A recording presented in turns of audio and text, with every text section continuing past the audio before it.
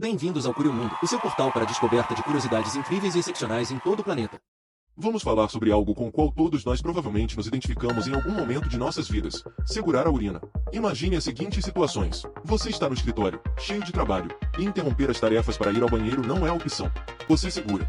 Você está em uma viagem de carro, quilômetros até a próxima parada. Usar o banheiro agora parece inconveniente. Você segura. Em uma festa animada, parar a diversão para uma pausa no banheiro é impensável. Você segura. Em sua atividade esportiva preferida, a última coisa que deseja é perder tempo indo ao banheiro. Você segura. É madrugada. Você acorda com a bexiga cheia. Levantar-se e ir ao banheiro parece menos atraente do que apenas segurar. Local público.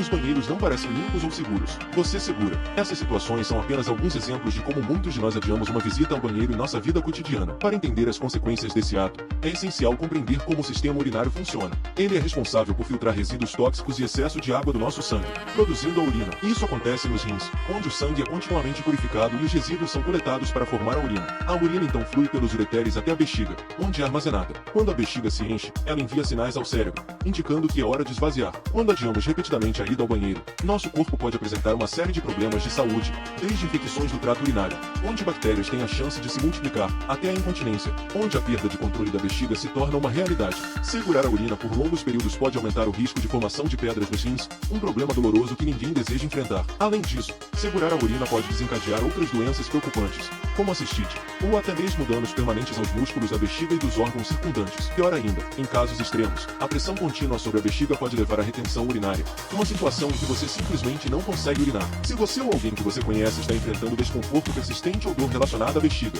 busque auxílio médico imediatamente. Beber água suficiente ao longo do dia ajuda a manter a bexiga funcionando adequadamente e dilui substâncias que podem levar à formação de pedras nos rins. Não segurar a urina quando sentir a necessidade de ir ao banheiro é vital para preservar a saúde do sistema urinário. Adotar uma dieta equilibrada rica em nutrientes e fibras, bem como praticar atividade física regularmente, contribui para o bem-estar geral do corpo. Cuide do seu corpo e não ignore os sinais que ele lhe dá. Nossa segunda curiosidade nos leva a uma jornada fascinante pelo passado e pelo presente da segurança cibernética. Falaremos sobre a história dos bloqueios físicos da IBM, dando os primeiros passos no domínio da defesa cibernética. Você já se perguntou como os primeiros computadores enfrentaram os desafios da proteção de dados? Imagine voltar no tempo, para os primeiros dias da computação, quando as máquinas eram gigantescas e ocupavam salas inteiras. Nessa era pioneira, a segurança cibernética como a conhecemos hoje simplesmente não existia. Era um mundo sem senhas robustas, firewalls ou medidas de proteção sofisticadas. Os computadores da época eram vulneráveis a ameaças físicas e humanas. Qualquer um com acesso físico podia mexer com as engrenagens e cabos, e os próprios operadores de computadores não tinham maneiras eficazes de proteger os sistemas contra invasões. Os pioneiros da tecnologia perceberam rapidamente que, se quisessem avançar no mundo digital, precisariam encontrar maneiras de proteger seus dados e sistemas. Com o aumento do uso de computadores em ambientes empresariais e governamentais, surgiram ameaças que ninguém poderia ignorar. Estávamos entrando na era da informação, e os dados estavam se tornando o recurso mais valioso do mundo. Espionagem industrial, roubo de informações confidenciais e sabotagem de sistemas se tornaram preocupações crescentes. A simples presença de um computador podia atrair interesse indesejado. Além disso, os primeiros vírus de computador começaram a surgir, ameaçando a integridade dos sistemas e a confidencialidade dos dados. Os bloqueios físicos foram os primeiros esforços significativos para garantir a segurança dos computadores. Os bloqueios físicos eram dispositivos mecânicos projetados para impedir o acesso não autorizado ao hardware do computador. Por exemplo, eles podiam ser usados para trancar unidades de disco, gabinetes de computadores e até mesmo portas de salas que abrigavam os sistemas. Imagine uma sala cheia de servidores que armazenam informações confidenciais ou sensíveis. Além disso, muitos sistemas de computadores exigiam que os operadores usassem chaves físicas para ligar ou desligar as máquinas. Isso garantia que apenas pessoal autorizado pudesse iniciar ou interromper o funcionamento do computador. Embora tenhamos evoluído para sistemas de segurança cibernética mais avançados, os bloqueios físicos continuam sendo uma parte importante da estratégia de segurança, especialmente quando se trata de proteger dispositivos móveis e laptops. À medida que avançamos na história da segurança cibernética, os bloqueios físicos evoluíram para sistemas de autenticação mais avançados. Surgiram tecnologias como leitores de impressões digitais, reconhecimento facial e autenticação de 2 fatores. Esses avanços tornaram a proteção dos sistemas mais robusta e mais difícil de ser comprometida. A importância da segurança cibernética nunca foi tão evidente como na era digital. Com o aumento dos ataques cibernéticos e hackers sofisticados, a proteção dos dados se tornou crítica para empresas, governos e indivíduos. Felizmente, equipes de segurança cibernética em todo o mundo trabalham incansavelmente para proteger nossos sistemas e informações. Em nossa terceira curiosidade, mergulharemos numa fascinante história da medicina, a utilização de peixes elétricos para tratar certas doenças. No Egito Antigo, os registros mostram que o peixe elétrico Nile era usado para tratamentos médicos. Eles acreditavam que as descargas elétricas desses peixes tinham propriedades curativas. Eles justificavam essa crença com base em sua falta de compreensão da eletricidade, teorias dos humores corporais, observações de contrações musculares após choques elétricos, relatos anedóticos de alívio de sintomas e a herança cultural de práticas médicas antigas. Eles usavam esses peixes para tratar uma variedade de doenças, como dores de cabeça, artrite e até mesmo problemas de pele. A nossa viagem nos leva agora à Grécia Antiga, onde o famoso filósofo e cientista Tales de Mileto também estudou os peixes elétricos. Tales acreditava que a eletricidade desses peixes podia ser usada para equilibrar as energias no corpo humano. Os antigos gregos aplicavam choques elétricos controlados em áreas específicas do corpo. Embora a ciência moderna tenha evoluído, a pesquisa com peixes elétricos desempenhou um papel importante no desenvolvimento da eletricidade médica. Essa curiosidade histórica nos lembra como a medicina sempre buscou novas formas de curar. Nossa jornada segue para as regiões selvagens da Bélgica, onde sugere-se que as couves de Bruxelas cresceram originalmente. Estas pequenas folhas eram, naquela época, bastante diferentes das que conhecemos hoje. À medida que os humanos começaram a adotar a agricultura, couves de Bruxelas selvagens, uma variedade de couve, foram uma das primeiras plantas a serem cultivadas, marcando o início da nossa relação com essas verduras. Os agricultores antigos desempenharam um papel crucial, selecionando as plantas que tinham folhas mais saborosas e cruzando-as de forma inteligente para melhorar o sabor e a qualidade. Essa seleção cuidadosa resultou nas couves de Bruxelas que conhecemos e consumimos hoje em dia, notáveis no sabor e na textura, ao longo das gerações, tornando-as mais atraentes para o nosso paladar. Hoje temos o privilégio de desfrutar de uma ampla gama de variedades de couves de Bruxelas deliciosas e versáteis, graças à dedicação dos agricultores ao longo dos séculos. Couves de Bruxelas, algumas curiosidades interessantes. O nome couve de Bruxelas é curioso e frequentemente gera confusão. O nome não está relacionado à cidade de Bruxelas, mas a regiões próximas. 2. As couves de Bruxelas são frequentemente chamadas de mini cabeças de repolho, devido à sua semelhança com o repolho em miniatura. 3. Uma curiosidade interessante sobre as couves de Bruxelas é que elas se beneficiam do crescimento após a primeira geada. As couves de Bruxelas são altamente nutritivas e são uma excelente fonte de vitamina C, vitamina K, fibras e antioxidantes. 5. O sabor característico e a textura das couves de Bruxelas podem gerar opiniões divididas.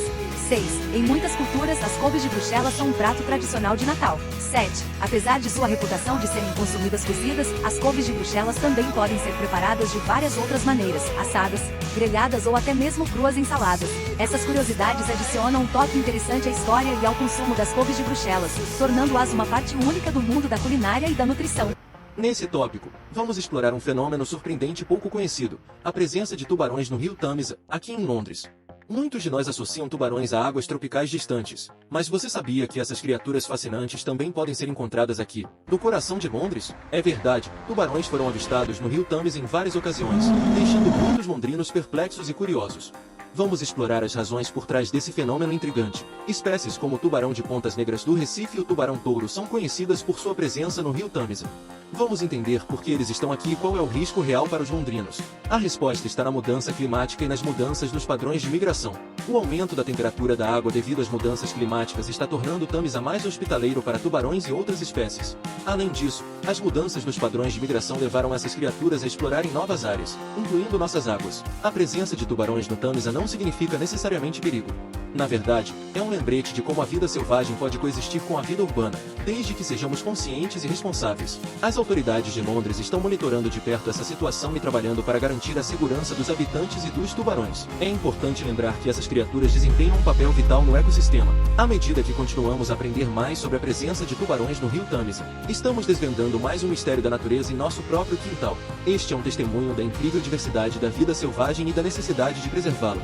O rio Tâmisa é muito mais do que apenas água, é uma fonte inesgotável de surpresas e maravilhas. Diversidade física na Segunda Guerra Mundial. O caso de Jacob Nacken. Hoje, vamos viajar de volta no tempo para explorar a incrível diversidade física entre os combatentes da Segunda Guerra Mundial e o fascinante caso de Jacob Nacken. A Segunda Guerra Mundial foi um conflito global que envolveu pessoas de todo o mundo, com uma ampla gama de tamanhos, origens étnicas e histórias pessoais. A diversidade física entre os combatentes era notável e representa um aspecto muitas vezes esquecido dessa época turbulenta. Vamos conhecer Jacob Nacken, um homem notável que se destacou na multidão durante a Segunda Guerra Mundial, com sua notável altura.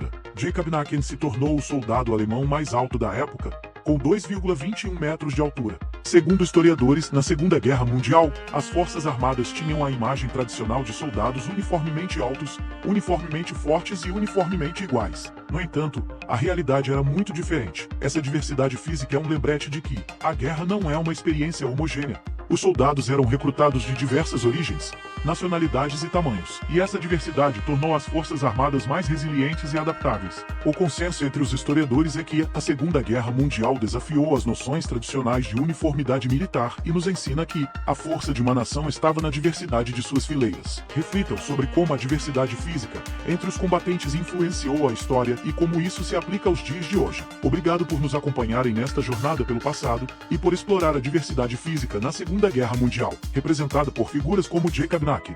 Neste episódio, vamos explorar a incrível diversidade da vida na Terra. Hoje estamos indo para a bela Nova Zelândia para entender por que as gaivotas, que costumavam ser comuns aqui, agora estão à beira da extinção. Isso destaca os desafios enfrentados pela biodiversidade em nosso planeta. A biodiversidade não é apenas sobre a variedade de vida na Terra, mas também sobre os serviços vitais que fornece, desde a polinização de nossas culturas até a regulação do clima e a descoberta de medicamentos. Agora vamos mergulhar na situação específica das gaivotas na Nova Zelândia, um paradoxo que tem intrigado cientistas e conservacionistas. Estas gaivotas, uma vez abundantes, agora enfrentam uma ameaça terrível que as empurra cada vez mais perto da extinção. Como pode uma espécie tão adaptável e visível estar tão vulnerável? Segundo especialistas em conservação de aves marinhas, as principais ameaças são a perda de habitat de nidificação, a poluição marinha, as mudanças climáticas e a presença de predadores introduzidos, animais que foram trazidos ou introduzidos em um ambiente onde não são nativos e que representam uma ameaça para as espécies nativas e o ecossistema local. Esses predadores podem causar desequilíbrios no ecossistema,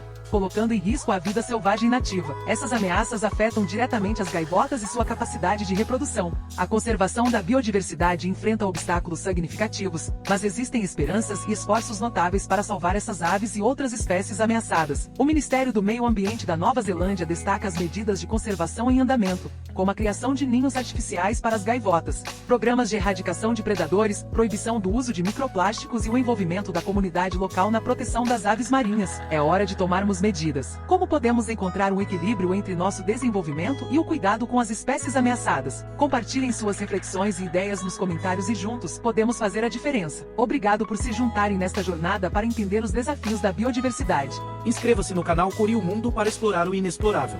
Assista, curta e compartilhe porque as melhores descobertas são feitas quando compartilhadas.